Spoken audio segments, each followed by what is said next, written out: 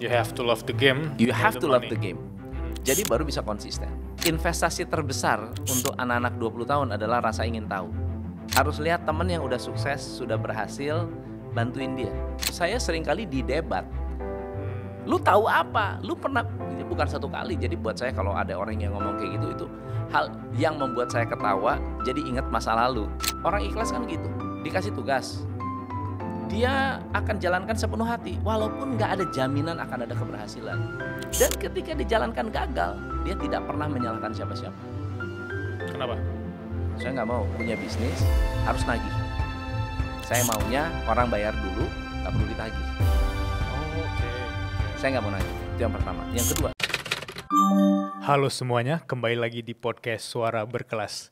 Hari ini kita kedatangan tamu yang berkelas banget. Ada orang yang biasanya nginterview orang lain, hadir di podcast dia, dan kali ini aku yang mengundang dia untuk datang di podcast kita. Selamat datang Coach Tom. thank you Bilal for inviting me. Ini seru banget, suara berkelas, tempatnya berkelas, Yeah, thank you, dan tamu-tamunya juga berkelas. Amin, amin.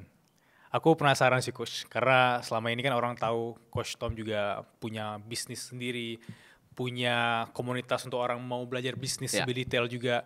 Tapi kan ada orang yang punya sentimen negatif melihat bahwa ini Coach mungkin tahu teori doang. Apakah di balik itu nih orang juga punya bisnis, atau emang semua Coach itu sebenarnya cuma menguasai teori tapi tidak secara praktek? Let me know. Jadi ini pertanyaan yang menurut saya sangat bagus sekali, supaya banyak teman-teman bisa membedakan antara trainer, coach, mentor, ya, dan motivator. Yep. Jadi kalau coach itu, kalau tadi dibilang, wah pinter ngomong, kita nggak pinter ngomong, kita hanya pinter bertanya. Jadi yang tidak mudah dalam membangun manusia adalah mengajak orang berpikir. Jadi pekerjaan saya ini bukan ngajarin bisnis, tetapi mengajak business owner berpikir dengan mengajukan the right question. Nah, pertanyaan itu seperti lampu sorot. Kalau misalnya ada orang tidak pernah ditanya, kepalanya gelap. Yep. Begitu ditanya, dia akan muncul yang namanya blinding flashes of the obvious. Ya, suatu pencerahan. Makanya saya salamnya salam pencerahan. Karena orang ditanya, kalau misalnya saya tanya, Bilal, coba bayangin orang-orang yang kamu sayang.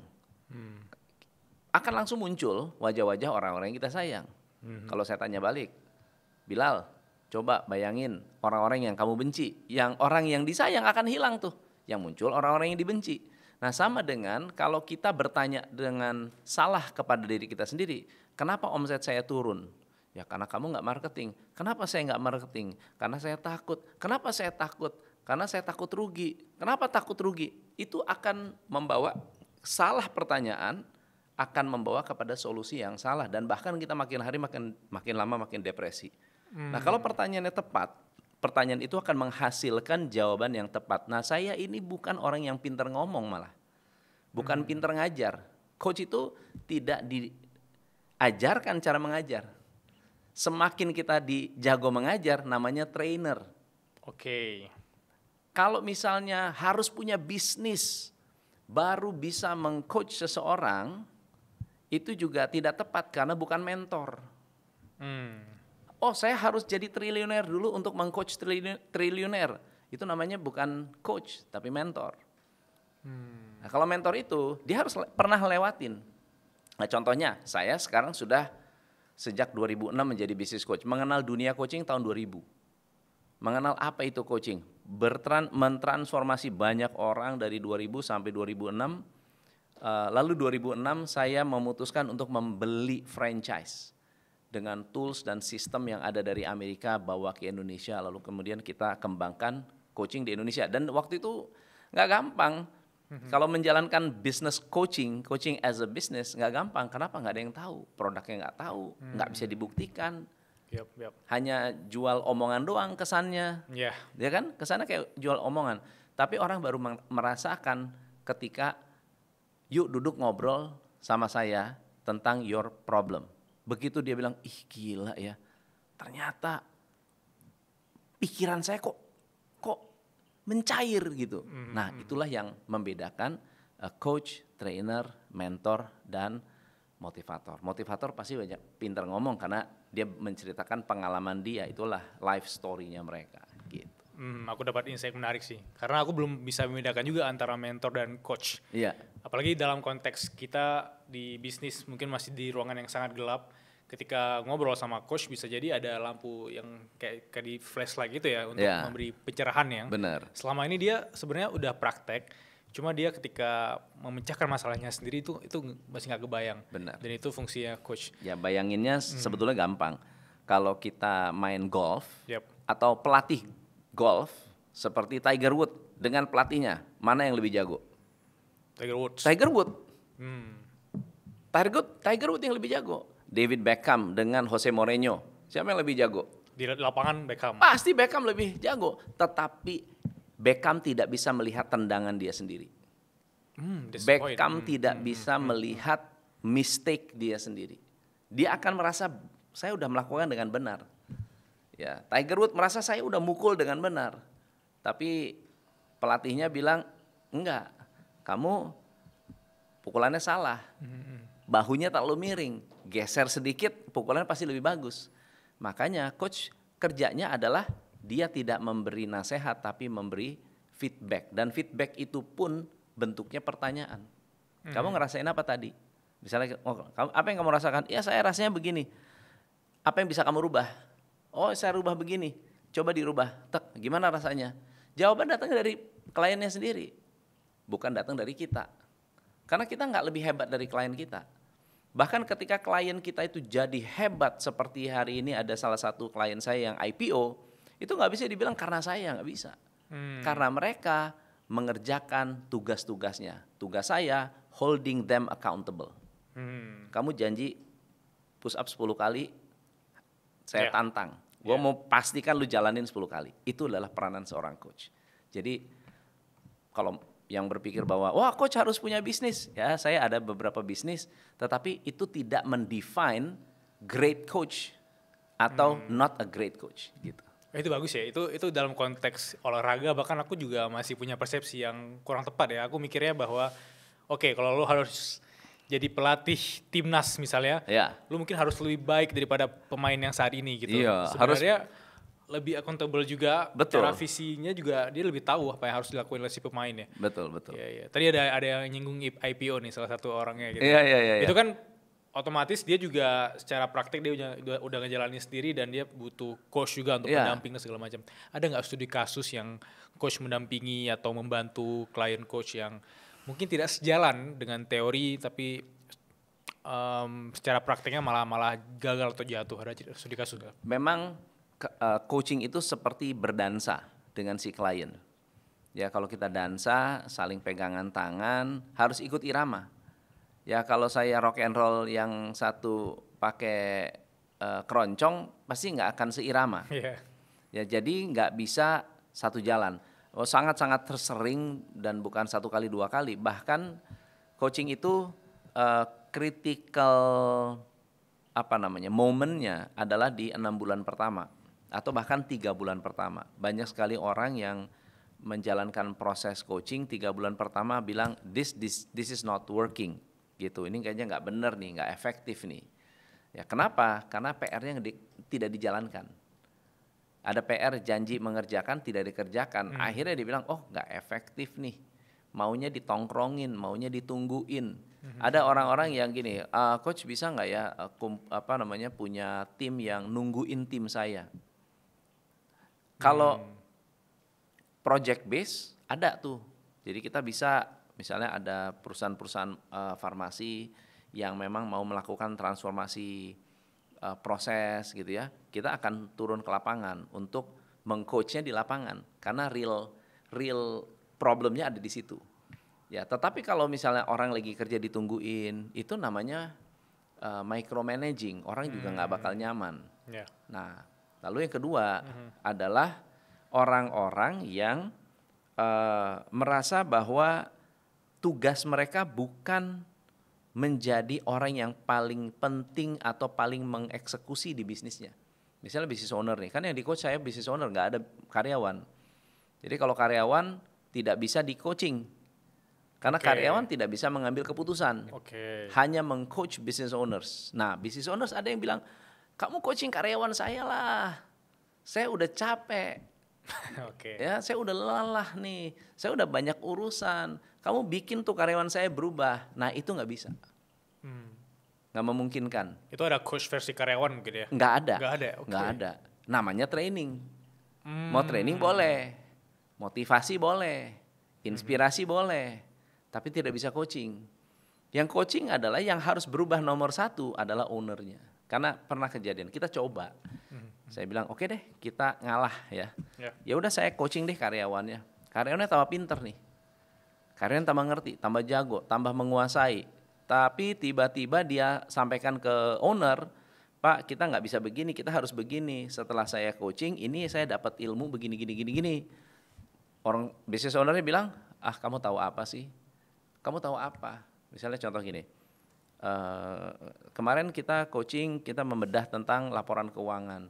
Nah, laporan keuangan kita banyak sekali bocor-bocornya. Ini letak kebocoran 1, 2, 3, 4. Oke? Lalu dilaporkan ke business owner, ketentuan piutang kita sudah harus direvisi, diperbaiki. Ownernya bilang, nggak usah perbaiki, nggak usah revisi. Kenapa? Ini saya udah berjalan ini berapa puluh tahun. Atau yang direkomend untuk melakukan digital marketing. Saya nggak ada internet aja, saya bisa sampai tuh omset ratusan miliar tanpa internet. Kenapa sekarang saya harus internet? Ya. Nah, itu pasti gagal tuh. Itu nggak akan bisa nyambung karena problem dia yang dia pikir adalah problem, dia tidak merasa tanggung jawab untuk mengatasi problem itu. Dia merasa ini problem orang lain, ini problem anak buah saya, padahal is a business owner's problem. Gitu. Karena menurut aku sih orang udah banyak aware sekarang ya, apalagi business owner, kalau kadang masalah terbawah atau masalah dari karyawan juga sebenarnya tanggung jawab dia. Tanggung jawab dia. Karena Betul. kalau melepas tanggung jawab, menurut aku belum siap jadi leader ya, Coach ya. Benar. The biggest mistake yang sering kali saya temukan adalah business owner yang merasa tidak bertanggung jawab. Buat saya ini bukan tanggung jawab saya, ini tanggung jawab anak buah saya. Anak buah saya yang harus berubah. Nggak bisa. Pernah saya tantang begini. Yep. Jadi menurut Bapak, tugas saya adalah merubah anak buah Bapak. Begitu ya? Betul. Sekarang saya mau tanya, sebelum kita merubah anak buah, Bapak bisa nggak merubah diri Bapak sendiri? Kalau you nggak bisa merubah diri sendiri, nggak ada jaminan kita bisa merubah orang lain. Kalau kamu mau berubah, you change yourself. Yeah. Ya, if you change, the world will change for you. Ya, kalau kamu berubah, dunia akan berubah untuk kamu. Ya, bagus. Gitu. Gimana? Menarik ya obrolan tadi. Sebelum kita lanjut, aku cuma mau bilang kalau podcast kali ini disponsori langsung oleh Linkit. Linkit adalah website builder yang bikin kamu punya website keren tersendiri dan bisa jualan digital produk dan hasil ratusan juta dalam waktu sebulan. Jadi bagi kamu yang penasaran, langsung aja bikin Linkit. Ya, aku sambil ketemu coach juga tadi yang bagus dari coach, aku bisa simpulin sih. We cannot help people who don't want to help themselves kan, kayak Iya. kalau lu mau berkembang juga lu harus tolong dulu diri lu sendiri dulu. Percuma kan kayak udah coaching, even business ownernya. Tapi kalau dari sisi coach kan juga tadi bawa bisnis 2006 ya ke Indonesia, apalagi menerapkan dari bisnis di Amerika. Itu ada tantangannya pasti, ada fase beratnya. Tapi dalam journey 19 tahun terakhir sampai hari ini ada nggak mistakes ya yang menurut coach itu bisa coach ceritain supaya teman-teman di sini juga bisa mencegah untuk tidak melakukan hal yang sama gitu. Actually banyak ya, karena waktu saya memulai itu usia saya masih muda banget. Ya, masih buat saya 20-an untuk lah ya. usia itu 26, 28 itu adalah usia yang bagi saya untuk orang di usia 25 dan mendapatkan tanggung jawab, kepercayaan. Untuk saat sebelum saya menjadi business coach itu saya menangani sebuah biro perjalanan yang sekarang nih sudah mungkin revenue-nya triliunan dan karyawannya banyak, saya menangani banyak cabang. Ada sedikit kesombongan. Saya merasa hebat, saya merasa luar biasa. banyak trik marketing yang pernah saya jalankan. Ya saya kalau challenge apapun bisa saya tangani. Keuangan, marketing, people, orang yang susah diatur sama saya pasti nurut gitu ya. Jadi begitu punya, ditambah lagi ilmu coaching, ditambah lagi saya belajar dari orang-orang hebat ya seperti Tony Robbins, Jim Rohn, kemudian ada Jay Abraham. Wah, ini orang-orang, Brian Tracy, Robert Kiyosaki, itu orang-orang legend-legend semua. Saya merasa gede kepala. Gede kepala dan berpikir bahwa ketika menjalankan bisnis itu lebih dari cukup. Ternyata nggak cukup. Ternyata nggak cukup. Menjalankan bisnis itu tidak bisa fokus ke diri kita. Kita harus fokusnya ke customer. Jadi kita nggak bisa bilang bahwa saya punya the best product yang validasi diri kita. Itu nggak bisa. Yang validate harus customer kita. Dan waktu itu saya merasa bahwa coaching ini hebat banget, produk saya paling bagus. Begitu saya jalanin, customer bilang, saya nggak dapat apa-apa. Oh, ternyata pendekatan saya itu salah total. Harusnya harus ngapain? Jadi harus bertanya, bukan kasih jawaban. Jadi saya berpikir kan saya punya ilmu banyak nih. Pulang dari Amerika, ilmu banyak. Saya bilang, udah Bapak begini aja Pak. Bapak begitu aja, Bapak begini aja. Nggak ada orang yang senang dinasehatin. Ya, itu bagus nih. Nggak ada orang yang senang dinasehatin. Apalagi pria ya, pria nyasehatin. Apalagi usia saya masih muda. Saya ini pakai kacamata. Ini sebetulnya mata waktu itu nggak ada minus, nggak ada plus. Pakai kacamata hanya supaya terkesan tua. Karena waktu saya menjadi business coach, muka saya baby face. Oke. Jadi saya harus pakai kacamata supaya terkesan tua. Dan saya seringkali didebat. Lu tahu apa? Lu pernah, ini bukan satu kali. Jadi buat saya kalau ada orang yang ngomong kayak gitu, itu hal yang membuat saya ketawa, jadi ingat masa lalu gitu. Oh, lu tahu apa? Nah, kalau pendekatan saya rubah, kalau pendekatannya kita gali dulu, kita kenal dulu, lalu perubahan itu saya jalankan dan hasilnya signifikan sekali. Yang tadinya nggak pernah kenal orang, yang awalnya misalnya dulu nyari customer tuh susah, sekarang customer tuh berdatangan. Ya kalau pas mulai bisnis coaching, pertama kali saya bisnis coaching, di dunia itu untuk mencapai $1 juta rata-rata membutuhkan waktu mungkin 3-4 tahun. Saya 18 bulan $1 juta. Dari nol coaching ya, pulang dari Amerika 0 sampai $1 juta 18 bulan. Dan orang bingung, kok bisa? Saya bilang ya saya kombinasi antara banyak melakukan kesalahan dan melakukan perubahan tapi dengan cepat sekali. Makanya saya selalu berpikir bahwa kita harus selalu berpikir besar, kita harus memulai dengan hal kecil, tetapi harus gerak cepat. Jangan pernah lelet. Udah salah, rubah cepat. Salah dikit, ya udah perubahannya cepat. Dan itu 18 bulan mencapai $1 juta, bahkan si induk perusahaan franchise-nya sendiri bilang, ini orang nih ajaib nih, nggak pernah ada dalam sejarah yang bisa mencapai $1 juta dalam waktu 18 bulan. Start small lah ya. Think big, start small, move fast. Dan aku juga ngelihat sisi long term game-nya ya. Mungkin banyak orang yang mulai juga di tahun itu apapun bisnisnya, tapi tidak bisa sustain sampai sekarang, itu problemnya. Oh banyak.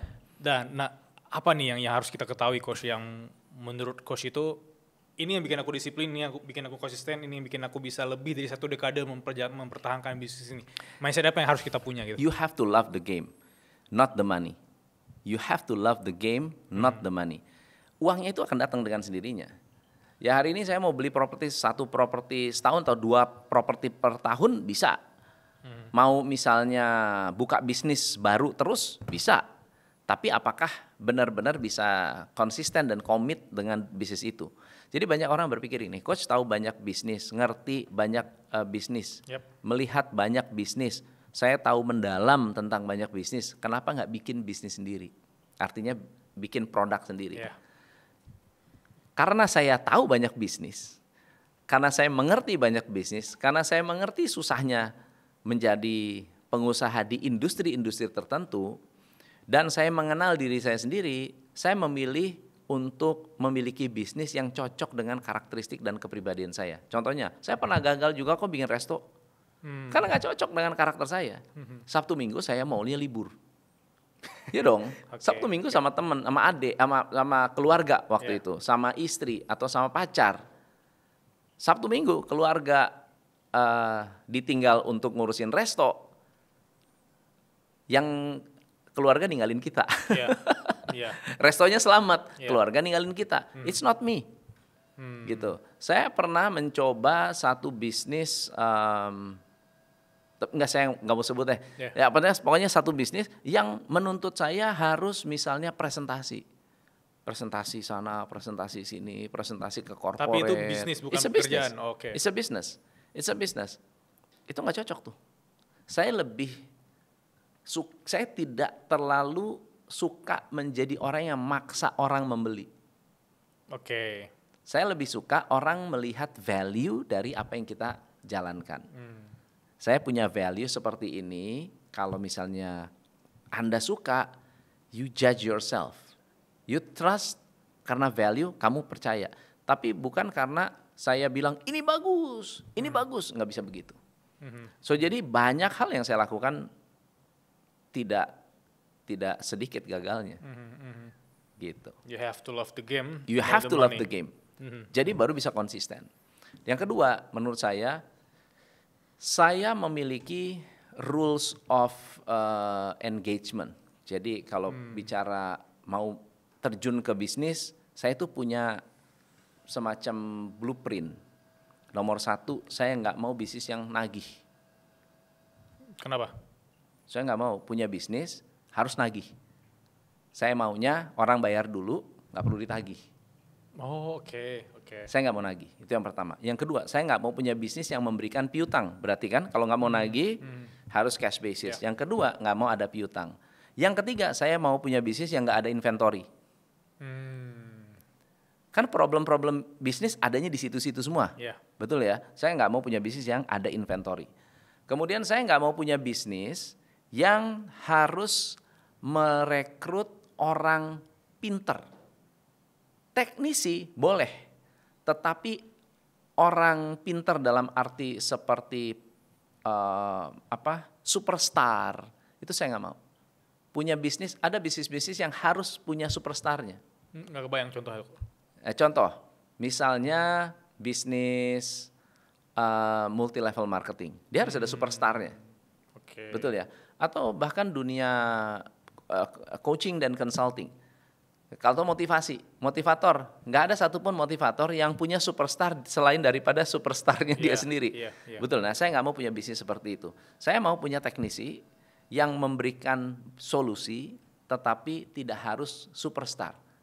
Nggak punya gudang, nggak mungkin nggak punya inventory, nggak mungkin modalnya kecil. Kalau nggak punya modal harus pinjam utang bank. Dan satu lagi itu nggak punya utang bank, tambah lagi tuh. Saya nggak mau utang bank untuk bisnis, apalagi waktu baru mulai. Lebih baik saya modal kecil, menghasilkan kecil, menguntungkan, cash flow positif, dengan minim karyawan, tetapi sustainable. Itu akan sustainable dibandingkan dengan saya belum mulai udah utang bank, belum mulai udah beli gedung, hire banyak karyawan, belum mulai harus punya orang. Punya karyawan, belum jualan, udah harus punya banyak karyawan. Nah itu ketika dihitung returnnya, modal 10 miliar, laba 100 juta, nggak balik modal, itu kapan balik modalnya? Kapan kita mau menikmati? Karena bisnis itu adalah, bisnis harus bisa dinikmati. Bisnis itu harus menikmati prosesnya, yes, tapi harus juga menikmati hasilnya. Kalau kita hanya menikmati proses, nggak menikmati hasil, lama-lama burn out juga, lama-lama jenuh juga. Nah, akhirnya saya punya rules bisnis versi saya. Ini nggak boleh diikutin semua orang. Benar. Karena ada orang yang senang masak. Senang masak silahkan buka bisnis restoran. Ada yang senang daging. Dia senang daging. senang daging, senang ngolah daging, senang masak daging, jadi importir daging. Dia ngelihat daging tiap hari itu senang. Ada orang yang senang burung walet. Ya itu sebab. Ya. Senang sarang burung walet. Ini ngeliatin sarang burung tuh udah kayak ngelihat seni yang Ya. Dan kita nggak bisa lihat, banget. cuma dia bisa paham. Dia bisa paham. Ya. Ini bagus. Dia kasih tunjuk. Ini coach, ini bagus nih. Ini bagus. Bagusnya di mana? Saya bilang gua nggak tahu bagusnya di mana. Saya kalau lihat end produknya saya nggak bisa, tapi show me the process, saya bisa kasih tunjuk di mana kamu bisa lebih efisien. I'm a coach, gitu ya. Saya kasih tunjuk yang mana nggak efisien, yang mana yang bisa diefisienkan.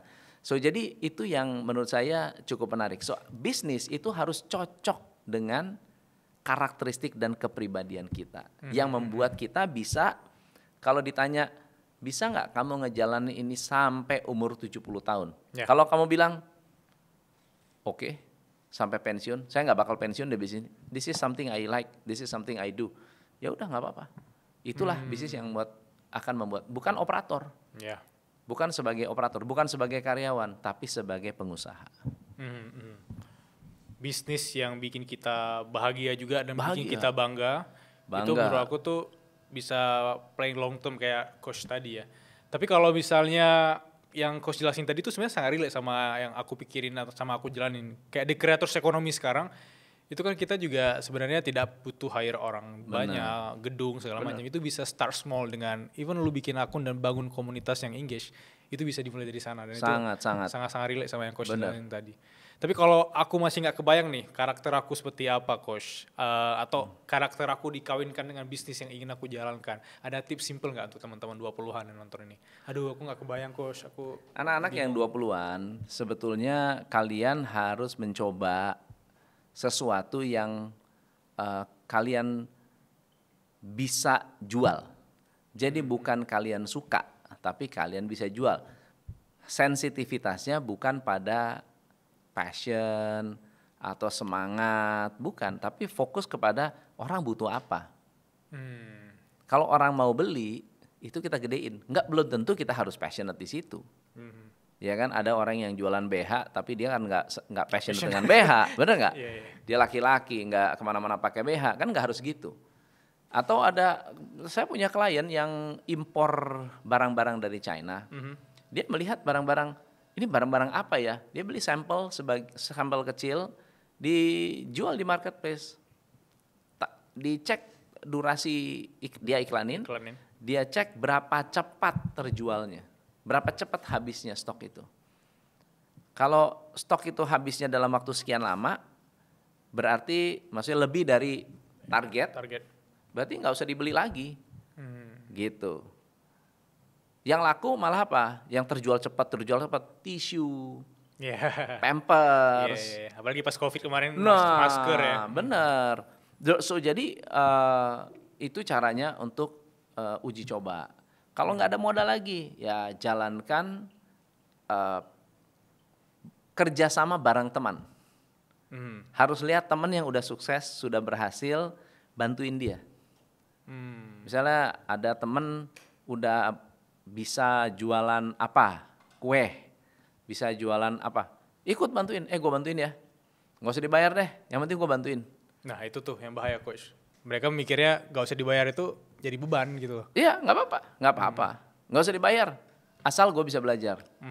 Jadi kalau misalnya dia bisa belajar dan mendapatkan value dari temannya, bisa menambah value, nanti bukan jadi karyawan, bisa jadi menjadi partner. Gitu. Kalau aku yang 20-an itu sebenarnya belum ada modal, tapi aku mau kerja dulu sama orang, itu juga nggak apa-apa menurut coach ya? Sangat bagus. Kalau coach kembali ke versi 20-an, apakah ingin ambil resiko besar atau emang mau belajar dulu sama orang? Kalau saya kembali ke usia 20-an, saya akan, kan aset saya tenaga. Aset tenaga, benar. Tenaga dan waktu. Tapi nggak pinter. Jadi saya akan gunakan tenaga dan waktu saya untuk membuat diri saya tambah pinter. Ya dengan kerja dengan orang, bergaul lebih banyak, networking lebih banyak, dan akhirnya membuat saya menjadi lebih punya judgement terhadap banyak hal. Jadi investasi terbesar untuk anak-anak 20 tahun adalah rasa ingin tahu. Curiosity ya. Harus punya rasa ingin tahu yang tinggi atas sesuatu. Jadi tidak selalu, jangan curiosity-nya dengan gosip, dengan trending, flexing, jangan gitu. Curiosity-nya genuine untuk masa depan kita, sukses, uang, ya, keberhasilan. Apa sih yang kita cari, kita mau gitu. Jadi jangan hanya nyari ke dalam, tapi juga harus melihat keluar yang sudah sukses seperti apa, orangnya seperti apa. Kalian harus punya benchmark, punya target. Oh, saya mau kayak Elon Musk gitu, ya, atau saya mau jadi Warren Buffett. Semua orang yang hari ini sukses, mereka pasti punya panutan. Nah, nggak jauh-jauh tuh panutannya. Yeah. Kalau panutannya Warren Buffett, at least kita jadi 1-2%-nya kayak Warren Buffett kan not bad juga. Benar. Apalagi masih muda ya. Apalagi masih muda. Warren Buffett kan nggak kaya atau sukses pas dia masih muda gitu. Betul. Tadi Coach juga sempat nyinggung tentang pernah di fase kayak besar kepala, mungkin egonya tinggi karena baru pulang dari Amerika dan merasa juga sangat-sangat besar, dan itu gimana cara menghadapinya? Karena ini menurut aku tuh permasalahan anak 20-an, terutama di teman-teman suara berkelas, itu banyak DM, Kak. Aku kadang kalau berhasil dikit tuh kayak ada perasaan sombong. Nah, itu meredamnya atau menghadapinya gimana? Nggak bisa diredam itu. Itu normal ya? Itu nggak bisa diredam. Itu harus melewati masa gagal. Harus ngerasain gagal, kena tampar, ya kan, alam semesta ngasih pelajaran, baru tahu bahwa jangan sombong. Ada langit, di atas langit ada langit. Ya, di atas orang hebat ada yang lebih hebat. Jadi kita jangan merasa hebat dan merendahkan orang lain. Karena belum tentu yang direndahkan oleh kita itu adalah orang yang nggak ada artinya. Jangan-jangan mereka punya value lebih besar daripada kita. Mungkin bukan di waktu itu, tapi dalam waktu. Mungkin nggak hari itu, mungkin nggak hari itu, betul banget. Iya sih, maksudnya karena aku juga pas awal 20-an aku pernah punya perasaan itu, apakah nanti orang yang aku anggap nggak penting kedepannya akan jadi partner atau aku butuh dia kan. Kita nggak pernah tahu, apalagi kalau di konteks bisnis, apalagi kalau di Jakarta gini kan sebenarnya si A adalah mutual friends segala semacam ya. Ya. Tapi tadi kan aku penasaran aja sih Coach, kayak ada orang yang coaching itu udah IPO segala macam. Nah itu gimana konsepnya seseorang itu Coach lihat itu dia sangat potensial untuk berkembang dalam waktu 5 tahun ke depan, itu gimana? Ini bagus nih. Jadi ada karakteristik business owner yang sulit berkembang. Dia akan berkembang tetapi mungkin struggle-nya berat. Nomor 1 adalah ketika dia tidak open mind. Jadi business owner yang tidak open mind, orang-orang yang berpikir saya bisa sendiri, oh dia bisa, saya juga bisa, saya kerjain sendiri, semua mau dikerjakan sendiri, biasanya yang membatasi adalah dirinya sendiri. Saya kasih contoh, ada orang punya bisnis, dia bilang begini, oh saya udah belajar tuh sama Tung Desem, saya udah belajar sama James Gui, oh saya udah belajar tuh sama si ini, saya udah belajar sama Mary Riana, semuanya saya praktekin sendiri. Terus saya tanya, berapa lama Pak? Bisnis saya udah 30 tahun. Oke, selama 30 tahun problem terbesar Bapak apa? Saya nggak bisa ngatur karyawan. Jadi dia pinter sendiri, tapi dia tidak pernah mendengar bahwa, bukan berarti kalau dia pinter karyawannya akan tambah pinter. Terus Bapak kenapa nggak ngajarin karyawan? Kalau dia pinter nanti keluar, kalau pinter nanti direbut sama kompetitor. Jadi dia pintar untuk diri sendiri. Nah, ketika dikasih tahu, Pak, Bapak harus punya pikiran yang terbuka untuk mengajarkan tim. Wah, saya nggak mau, saya udah kapok. Nah, udah, yang kapok-kapok itu dia sudah membatasi diri. Yang kedua adalah orang-orang yang merasa selalu benar, orang lain selalu salah. Pokoknya kalau ada masalah tuh bukan dia yang salah. Itu yang disebut victim mentality. Yang selalu merasa bahwa orang lain kalau ada masalah, saya menghadapi masalah saya itu bukan saya, tapi orang lain. Pemerintah lah, karyawan lah, customer lah, semua itu salah. Saya selalu benar. Nah, yang terakhir adalah orang-orang yang merasa bahwa dia tidak perlu melakukan hal yang baru untuk mendapatkan hasil baru. Oke. Orang-orang yang merasa saya akan melakukan hal ini terus-terusan berharap hasil yang baru, itu nggak bisa berhasil tuh. So jadi ketika saya melihat seorang business owner, ada satu karakteristik yang bagi saya mandatory dan ini adalah make or break-nya proses coaching. Bahkan saya bisa langsung stop program coaching ketika saya menemukan ini tidak lolos. Oke. Let me know. Penasaran kita. Ya, namanya coachability. Orangnya coachable atau tidak? Coachable. Coachable itu ikhlas sebetulnya. Dia ikhlas nggak berubah? Ikhlas nggak menjalankan tugas? Ikhlas nggak mendengar? Ikhlas nggak usah dengerin saya lah. Dengerin timnya maunya apa? Dengerin customer maunya apa? Ikhlas nggak? Harus ikhlas. Orang yang ikhlas adalah orang-orang yang coachable. Nah kalau nggak ikhlas, itu saya akan langsung bilang, sorry Pak, seberapapun Bapak bayar, saya akan stop dan saya nggak bisa continue. Tanda dia nggak ikhlas. Tanda dia nggak ikhlas adalah tidak menjalankan apa yang menjadi komitmen.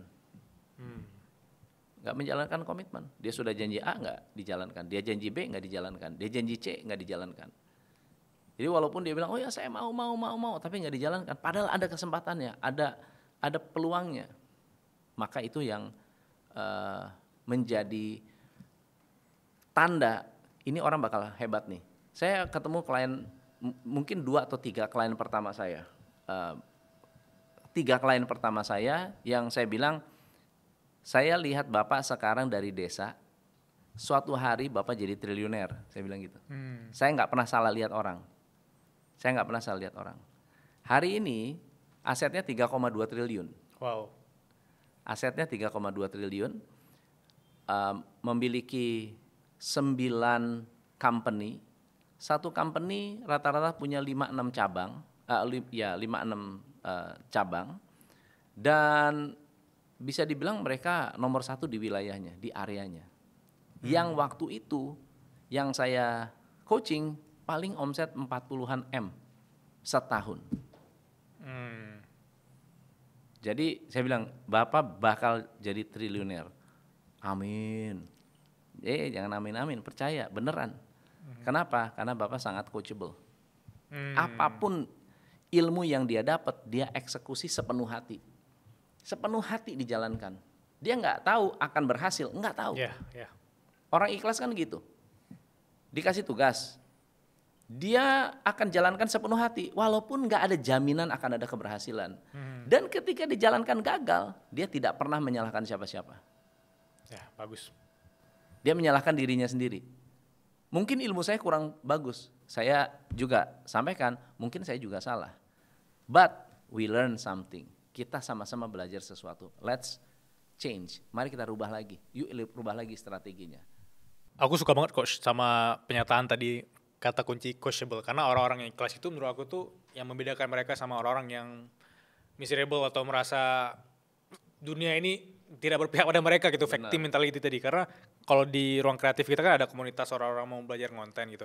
Itu yang membuat mereka 1% itu beda atau berkembang. Aku notice kayak kategori coachable tadi. Mereka itu udah kita ajarin, ikhlas mereka jalaninnya, dan ketika worse atau nggak worse mereka coba lagi. Dan tidak menyalahkan, oh ini teori nggak efektif, ini ilmu nggak efektif. Itu yang menurut aku tuh nggak hanya di konten juga sekarang, even di bisnis top 1% punya karakter seperti itu ya. Betul banget. Betul banget. Tadi aku punya pertanyaan baru Coach, karena aku penasaran sama tokoh yang Coach bilang tadi dari desa segala macam bisa triliunan. Kira-kira ada nggak sih tahapan untuk membangun bisnis atau cara kita merangkak menuju bisnis hingga triliunan? Aku penasaran kok bisa triliunan gitu loh. Saya rasa ini adalah satu hal yang tidak pernah dibahas. Jarang sih. Atau nggak pernah disinggung. Kebanyakan business owner itu 96% tutup di usia ke-10 karena problem-problem yang sifatnya hari-hari.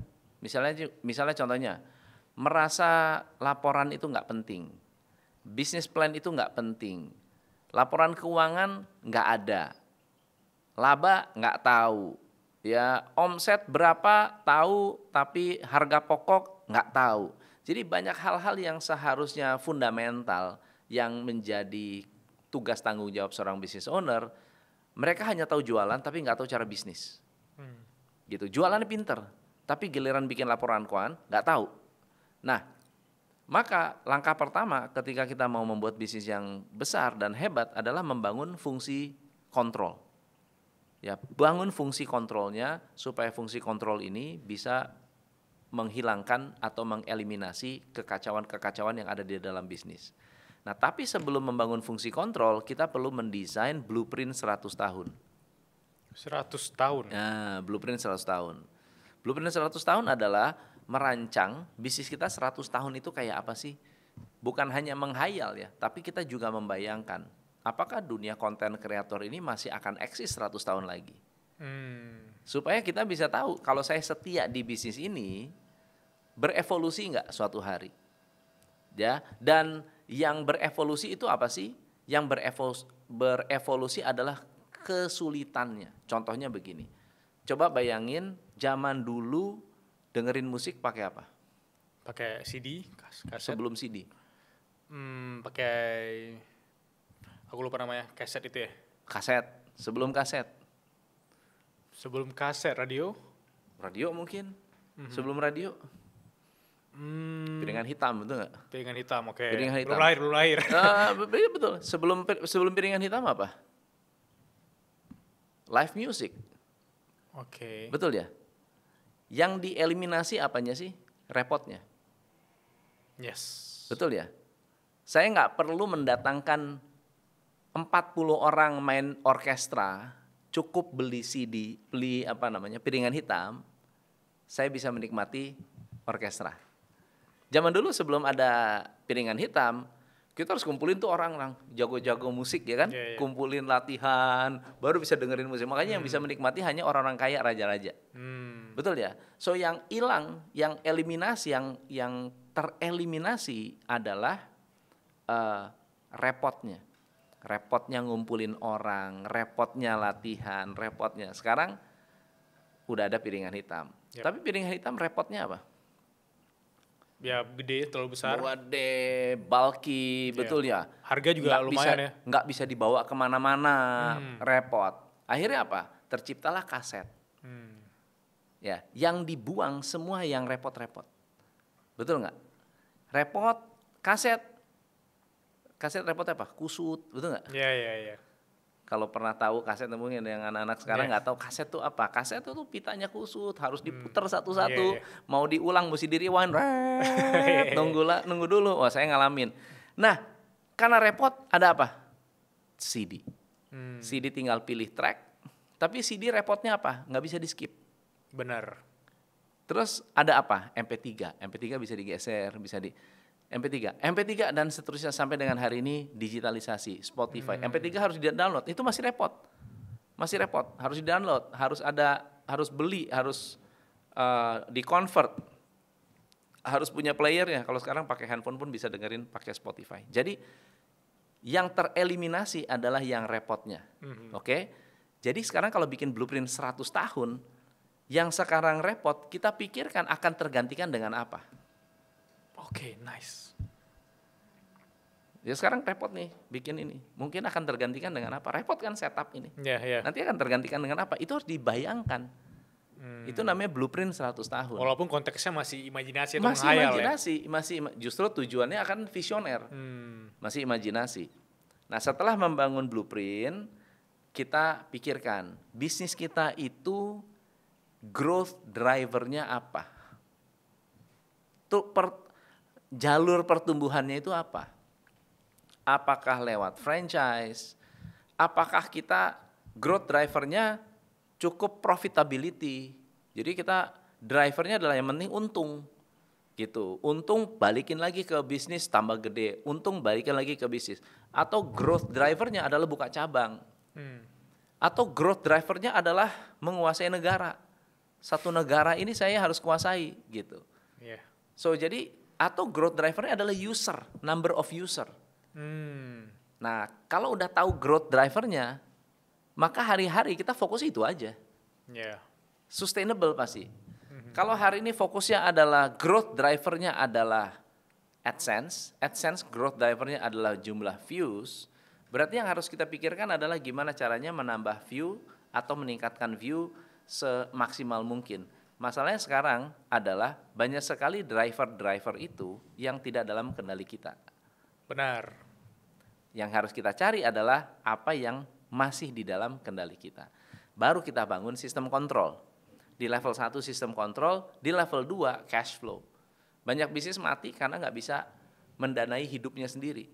Harus pinjam duit, harus utang bank. Jadi dia harus menghidupi bisnisnya sendiri, menghidupi perusahaannya sendiri. Kalau cash flow itu sehat, kita bisa bangun tim. Rekrut orang bagus, rekrut orang yang berpengalaman. Setelah rekrut orang berpengalaman, kita bangun yang disebut konsistensi atau teknologi. Kita bangun teknologi atau kita gunakan teknologi untuk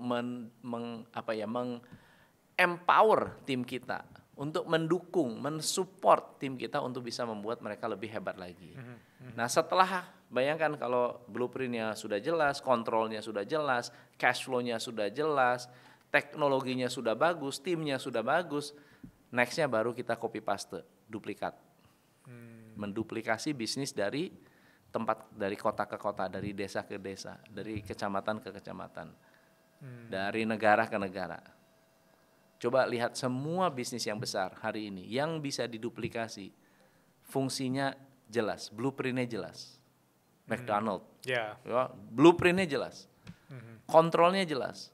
Bahkan kalau kita datang ke satu outlet ke outlet lain, semua mirip, desainnya mirip, interiornya mirip, layoutnya mirip, makanannya mirip, bukan hanya mirip, sama, standar semua. Kenapa? Karena itulah yang membuat bisnis bisa diduplikasi, yaitu apa? Sistem. Jadi kalau mau bangun bisnis harus bisa bangun sistem. Sistem bisa mendukung bisnis autopilot. Nah, autopilot itu bukan berarti bisnis ownernya meninggalkan bisnis. Bukan berarti bisnis ownernya bisa pensiun, enggak, tetap harus ada pilotnya. Walaupun pesawat di set autopilot bukan berarti pilotnya terjun payung. Pilotnya tetap ada di situ. Untuk apa? Untuk planning, untuk memikirkan how to land the plane, ya, untuk menghindari turbulence dan seterusnya, untuk berkomunikasi, untuk menjaga kenyamanan. Itu semua adalah tahapan-tahapan penting yang bisa jadi secara teori tidak bisa dikumpulkan seperti itu. Orang tuh harus ngalamin. Nah, kebetulan di TCI kita merasakan tuh, menjalankan teori A nggak berhasil, teori B nggak berhasil. Kita praktek sendiri, akhirnya menemukan formula-formula yang sebetulnya kalau dijalankan step by step menjadi sebuah framework untuk berkembang. Sistem. Susah untuk bergantung pada orang, tapi kita bisa bergantung pada sistem. Apalagi dalam konteks blueprint 100 tahun tadi sangat masuk akal, karena aku menarik balik ke versi mungkin ketika McD awal-awal, KFC itu awal-awal, itu pasti mungkin terkesan dia cuma mau mulai di tahap itu doang, tapi ketika udah kebayang blueprint 100 tahun ke depan, sampai hari ini bisa diduplikasi ya. Betul. Even banyak restoran-restoran atau produk-produk di Indonesia itu bisa kita temukan di kota-kota besar dan mereka berhasil. Paling ada 1-2 yang gagal mungkin karena di balik itu ada sistem di daerahnya sendiri. Itu bisa develop deh Coach ya. Itu menurut aku sangat. That's why 96% banyak yang gagal itu karena tidak atau meremehkan fundamental hal kecil seperti tadi gitu. Alright. Coach, ada 3 pertanyaan dari teman-teman suara berkelas. Kita ke pertanyaan pertama dari Minsalva. Coach, aku mau tanya, aku punya usaha minuman kecil-kecilan, tapi omsetnya udah lumayan puluhan juta per bulan. Aku penasaran di titik mana aku harus coba untuk join coaching. Oke. Kalau join coaching mungkin saat ini masih belum terlalu perlu. Karena yang dibutuhkan adalah kemampuan kita untuk menemukan scalability dari bisnis kita. Jadi kalau bisnis masih puluhan juta masih terlalu kecil. Masih terlalu kecil. Jadi masih, kalau puluhan juta itu berapa sih hitungan? Coba misalnya, berapa? 20 juta, 50 juta. Katakan kalau 50 lah ya. Katakan 50 juta. Oke, kita hitung ya. 50 juta berapa cabang? Ini nggak bilang cabang, menurutku 1 sih. Ya, katakan 1 cabang. Oke, kalau 30 hari kan berarti satu hari cuma 1,6 juta. Betul nggak? 1,6 juta harga produk berapa kira-kira? 100.000. Oke, boleh. Misalnya, ya 100.000 berarti cuma 16. Jualan 16 piece of product. Dibagi berapa kerja? 8 jam. Nggak mungkin lah resto kuliner 8 jam ya. Iya. Berapa? Bisa jadi 10 jam 10 kali ya. jam, kalau dibagi 10 jam berarti masa jualan 2 piece per jam. Jadi sebelum kita melakukan coaching itu kan sebetulnya sesuatu yang Anda sudah mentok, udah nggak tahu lagi mesti ngapain. Kalau ini yang dibutuhkan bukan coaching, tapi mungkin mentoring. Oke. Malah membutuhkan mentor, membutuhkan orang-orang yang pernah menjalankan bisnis yang sama, lalu kemudian memberikan tips and trick, mungkin lokasinya salah, mungkin marketingnya kurang tepat, ya mungkin packagingnya, mungkin produknya nggak konsisten. Jadi harus dilihat dulu nih. Nah, coaching itu baru dibutuhkan ketika Anda punya problem-problem yang bersifat berulang-ulang. Udah diselesaikan, ulang lagi. Udah diselesaikan, ulang lagi. Saya udah rekrut karyawan bagus, tapi turnover-nya tinggi. Saya udah mencoba marketing, tapi gagal terus. Itu butuh coach. Berarti Anda tidak kurang ilmu. Anda cuma nggak tahu titik mana ada kunci yang masih nyangkut. Tugas kita kan unlock potential.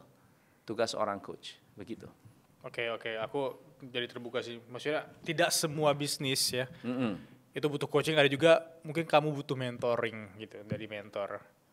Apalagi kalau mentor itu kan mereka sudah di journey yang pernah dijalani juga. Pertanyaan kedua dari Rizky Al-Hilal. Coach, aku mau mulai bisnis, tapi menurut Coach mending aku lanjut studi kuliah dulu atau buka bisnis aja? Saya punya pengalaman menarik. Karena selama ini ada banyak sekali orang-orang yang mendiskreditkan sekolah. Ya, mengatakan bahwa sekolah itu nggak penting. Sekolah is a scam. Ya, university is a scam. Ya, dan banyak yang menangkap bahwa itu adalah ajakan untuk tidak sekolah. Bahkan Deddy Corbuzier tuh pernah saya debat juga. Yang mengatakan bahwa sekolah itu nggak benar. Ya, kenapa misalnya anak harus mendapatkan 11 mata pelajaran tapi gurunya hanya 1. Nah itu saya sempat sampaikan karena sekolah ada purpose-nya, ada purpose dari sekolah dan ada purpose dari berwirausaha. Kalau sekolah itu purpose besarnya adalah membuat kita menjadi orang yang committed. Jadi kalau mau melatih komitmen, sekolah. Karena di sekolah kita dilatih komitmen. Berangkat konsisten, pulang konsisten. Walaupun ada yang bilang kamu diajarin seperti karyawan pabrik. Ya, betul. Coba bayangin, kalau tidak ada satupun orang yang mau diatur. Bayangin. Kalau semua orang nggak ada yang mau diatur. Kerja semaunya, masuk semaunya. Kita nggak bakal bisa punya baju seperti ini, nggak bakal bisa punya kamera seperti ini. Kenapa? Karena nggak ada orang yang bisa diatur. Kita sama aja dengan dunia barbar. Nah, di masa barbar, jahiliyah, orang bisa bunuh seenak-enaknya. Dia bisa ngambil harta, nyawa, wanita orang lain semau-maunya. Kenapa? Karena nggak sekolah. Jadi sekolah dibutuhkan untuk melatih komitmen kita, melatih konsistensi kita, melatih fokus kita untuk menghasilkan sesuatu. Hasilnya, nilainya nggak penting. Nilainya nggak penting. Kalau dapat bagus, berarti cerminan dari komitmen kita yang bagus. Begitu ya. Kalau kita mau dapat hasil bagus, kita tahu prosesnya seperti apa.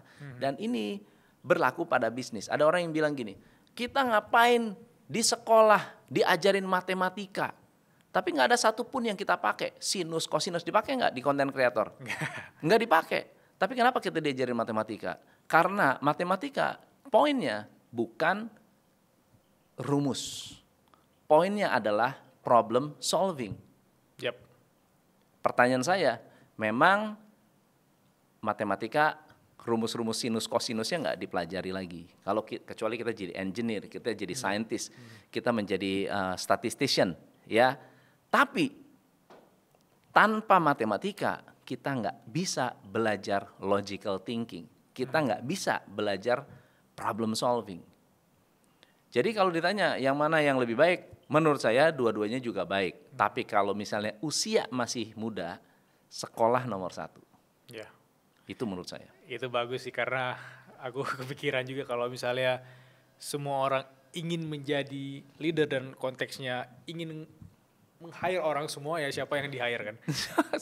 Ada yang bilang, ayo semua jadi karyawan. Ya. Dulu ada tuh movement, gerakan, semua jadi entrepreneur. Kalau semua jadi entrepreneur, siapa yang mau jadi karyawan? Benar. Atau konteksnya sebenarnya sekolah itu bikin kita kayak disiplin atau mau bangun jam 7 pagi untuk berangkat. Nah, Itu juga satu sisi yang menurut aku ketika dunia kerja kan mau nggak mau kita udah dilatih dari dulu nih. benar. Pakai seragam kayak atau berangkat, ya itu pilihan hidup, terserah kalian mau melanjutkan jadi entrepreneur atau jadi leader setelah sekolah, tapi kalian belajar disiplin, at least kalian belajar disiplin dari sekolah ya. Benar. Bagus coach. Pertanyaan ketiga tadi, gara-gara coach nyambung ke Deddy Kubuzer, aku pilih pertanyaan yang juga sesuai sama Deddy Kubuzer tadi ya. Itu ada yang nanya dari Raka, dia nanya, coach mau nanya, boleh spill nggak cerita atau history gimana caranya behind the business-nya coach itu diinvest oleh Close the Door?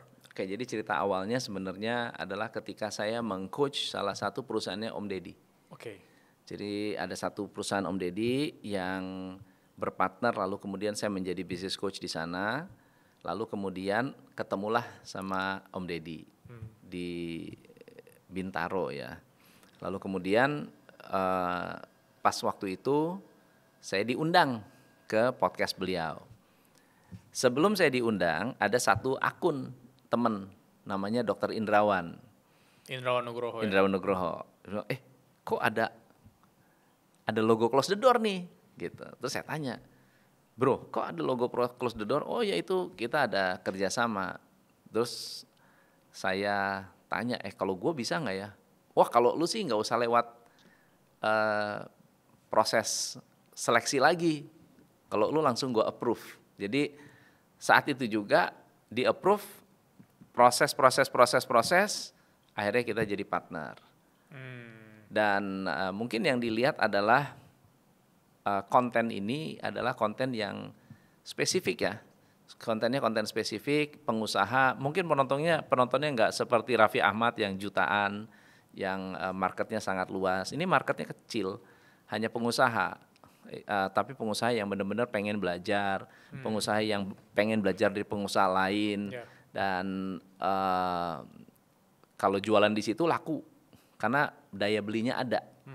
Gitu. Jadi akhirnya, oh ya coach, gue masuk deh. Saya bilang ya udah oke. Jadi akhirnya kita bikin bisnis bareng gitu di situ. Alright. Tapi di balik semua itu pasti ada sisi branding atau trust yang udah dibangun dulu. Jadi itu yang paling dibutuhkan sih, dan aku bisa melihat itu dari coach dan behind the bisnisnya. Dari aku terakhir coach sebelum kita tutup pembahasan yang sangat daging ini. Ada nggak the worst advice tentang bisnis yang pernah coach dengar? Wah, actually banyak sih sebenarnya. Okay. Worst advice tuh banyak. Misalnya ada orang yang menganjurkan untuk ekspansi cepat. Mau bisnis tuh langsung ekspansi, buka cabang. Bisnis belum terbukti langsung di-franchise-kan. Bagi saya itu adalah hal yang sangat berbahaya.